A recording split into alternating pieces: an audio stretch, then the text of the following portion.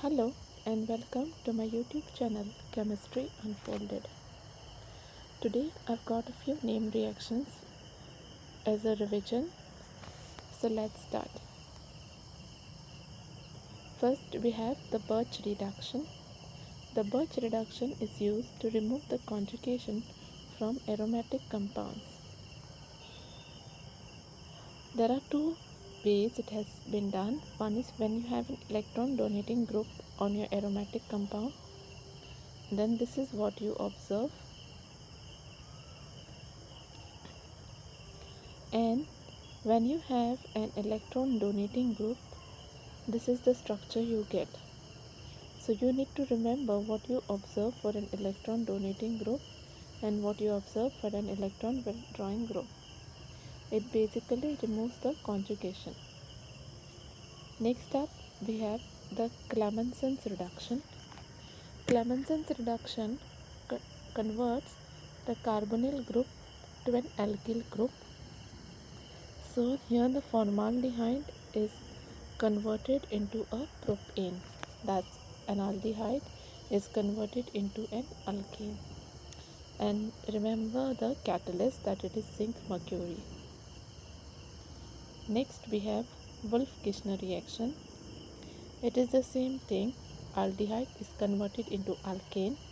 Only here the catalyst is hydroxylamine or NH2NH2. Either one of these catalysts is used, either NH2NH2 or hydroxylamine. Next up we have Beer-Villiger oxidation. Beer-Villiger oxidation substitutes an oxygen to the side having or the side which is highly substituted. So if you see in this reaction, the O is substituted near the CH2H5 side because it is the most bulky group. Similarly, when you see the other example, your oxygen will be substituted. Let me do it properly. Your oxygen gets substituted over here. Here your carbonyl group. So here is your methyl group.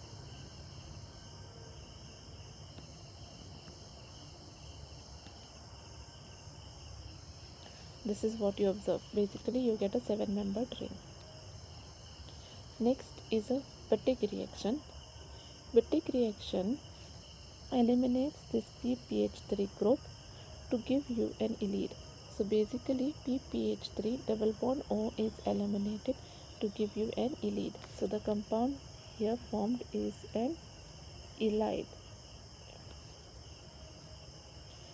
So it just eliminates PPH3 double bond O group. The last one I have here is Riemann-Tiemann reaction.